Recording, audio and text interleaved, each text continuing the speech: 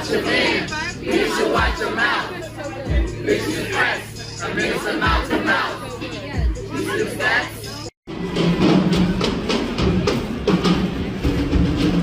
Thank you. Coming up, more problems for a troubled earthquake. singer. Yep, we're having an earthquake.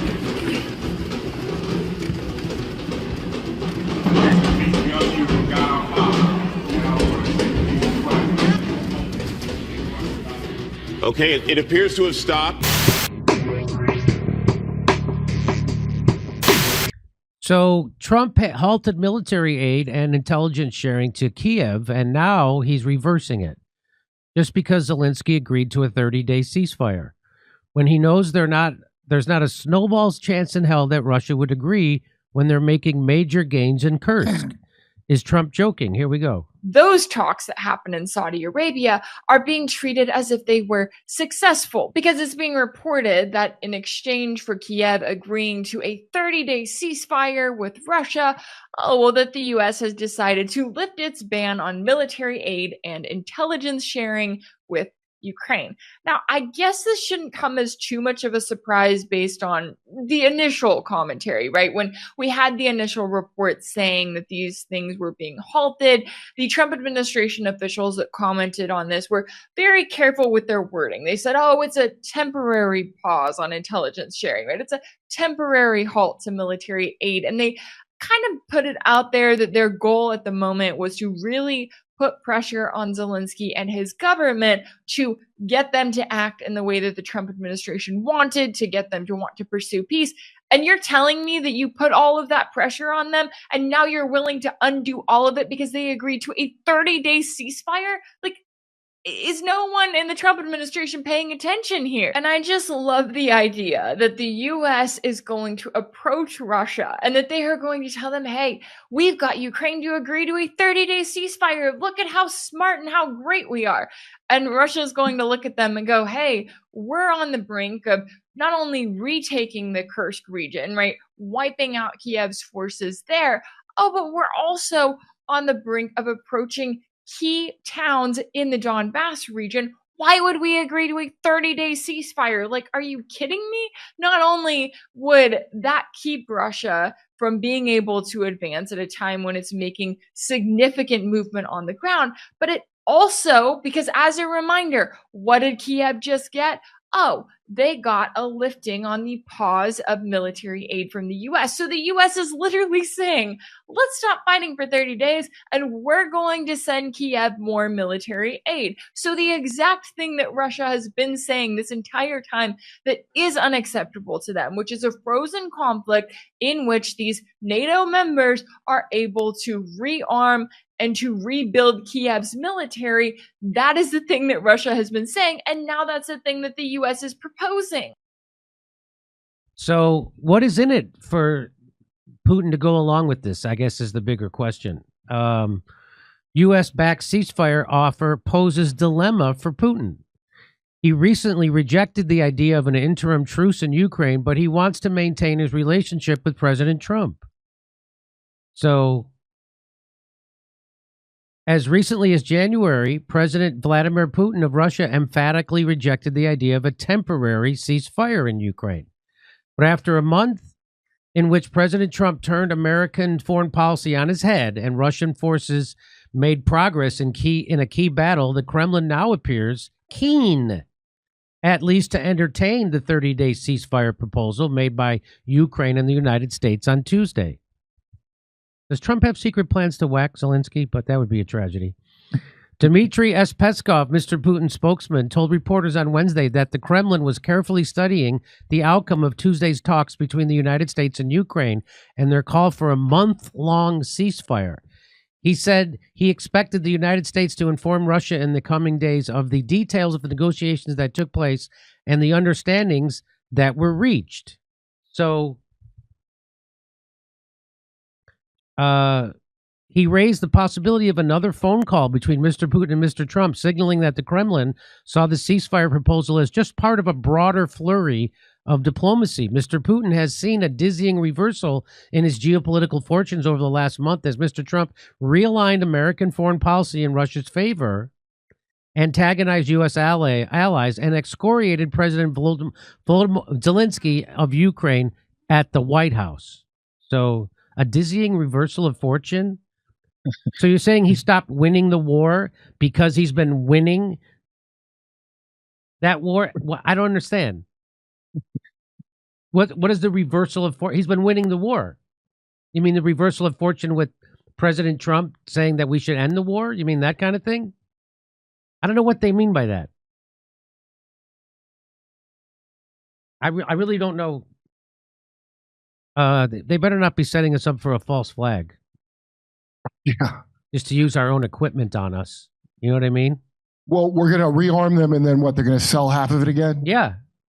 But the emergence of a joint ceasefire proposal from the United States and Ukraine complicates things for Mr. Putin. It deepens the tension between his desires for a far-reaching victory in Ukraine and for close ties with Mr. Trump. Oh, wait a minute.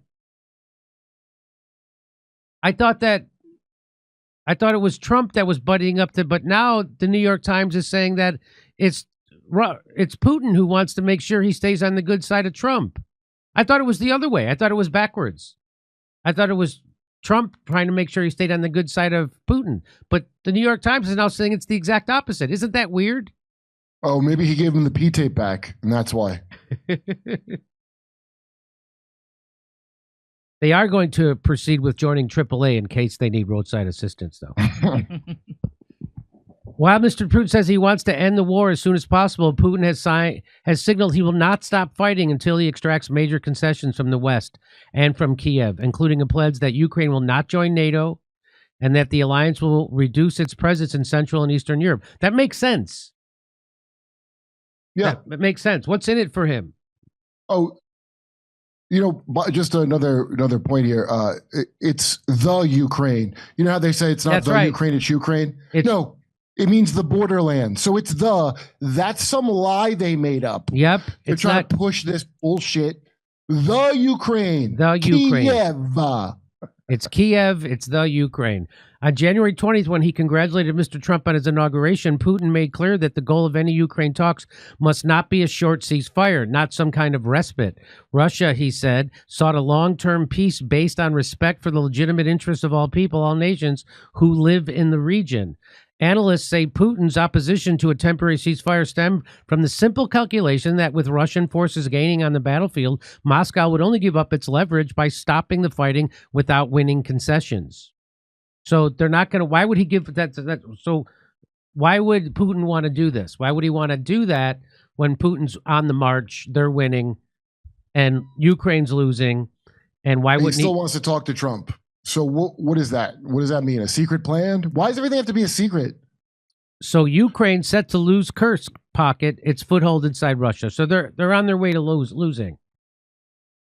February 12th phone call between Putin and Trump and the White House subsequent alignment with Russia and the United Nations and elsewhere may have affected Putin's calculus by making him more eager to stay on Mr. Trump's good side. Analysts say.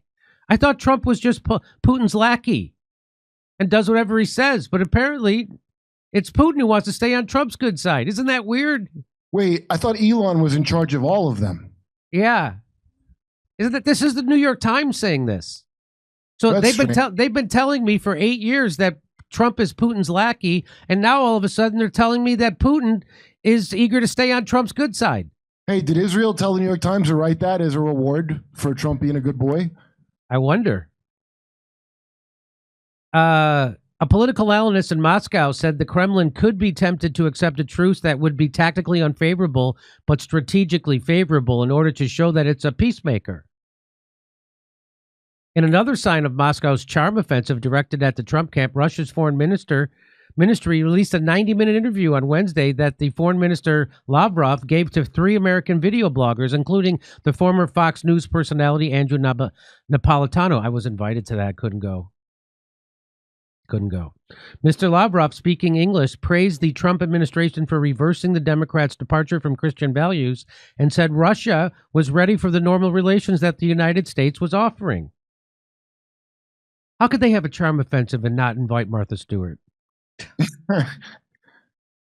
Mr. Putin's calculus could also be affected by Russia's progress in recent days in pushing Ukrainian troops out of Kursk, the Russian border region where Ukraine occupied several hundred square miles of territory in a surprise incursion last August.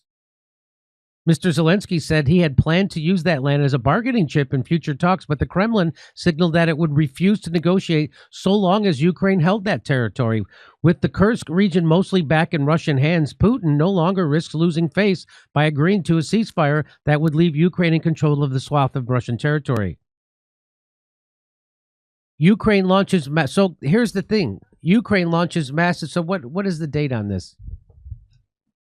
March 11th. Ukraine launches massive drone strike on Moscow ahead of U.S. peace talks. Is it massive? Because it looks like something splattered on the side of a building, and that's about it. That's not Kid Rock's hotel room. That is the resounding boom of the war industry trying to impede any effort towards peace. That's what that is. That's what that is. Trump. So Danny Haifong tweets out, Trump and his team just announced a farcical ceasefire with Ukraine, and all the warmongers are falling into line. The ball is not in Russia's court. The U.S. is the root cause of the conflict to start with. Ukraine was attacking Moscow and killing innocents in Kursk during these farcical talks. So while they're having these peace talks, they're actually bombing Moscow. Who was? Ukraine. The U.S. hasn't negotiated in good faith. In fact, it has yet to offer one concession despite being defeated by Russia. The U.S.'s warmongering elite can't be trusted ever, says Danny Haifong. So here's Ursula von der Leyen. The ball is now in Russia's court. Emmanuel Macron. The ball is clearly in Russia's court. That's asshole. The ball is always in Russia's court. Secretary Marcos. The ball is now in Russia's court. Great. I think the ball gag is in. When are you guys going to figure out, when you get the memo, put it in your own words? They just use the same phrase. They get the memo and then they just repeat it. The ball's in your court, in Russia's court. Yeah. So I think there's balls in Rubio's mouth. So I agree. So the point is, it's really in the United States and Ukraine. They're the ones who provoked this war. They're the one who is bombing Moscow as they're trying to do peace talks. Anyway, okay, over this. So it's weird. Trump is going to start arming Ukraine again. That's also weird. But that's just a giveaway to the military-industrial complex. That's all that is. That's okay. I'm gonna do my corruption. That's just corruption. That's all that is. Well, because we know that assurances that it would be spent in Israel like he intended. Right. So of course they're going to take that. And we know that they've been, at least half the stuff we sent them, they're reselling on the black market. Anyway, all right, over to stuff. All right, ladies and gentlemen, did I mention Friday, Magoobies, Baltimore, Maryland, be there. I know I'm going to see Louise there. Did I mention that Max Blumenthal will be doing stand-up as well? That'll be fun. You should watch him. All right, so that's this Friday night. We still have tickets, and then Saturday night it's sold out. And then you can find us in April 1st, Hartford, Connecticut, the Funny Bone in Comedy Club. And then April 2nd, Syracuse, New York at the Funny Bone Comedy Club. Then we fly to Atlantic City, and we'll be at the Claridge Hotel April 3rd. April 4th, Levittown, Governor's Comedy Club. And then April 5th, Coho's Music Hall, and then Providence, Rhode Island. And if you want to find any links to our shows, just go to jimmydore.com and you'll find a link to our shows. All right, back to Jimmy. Okay, you might not believe this, but they're having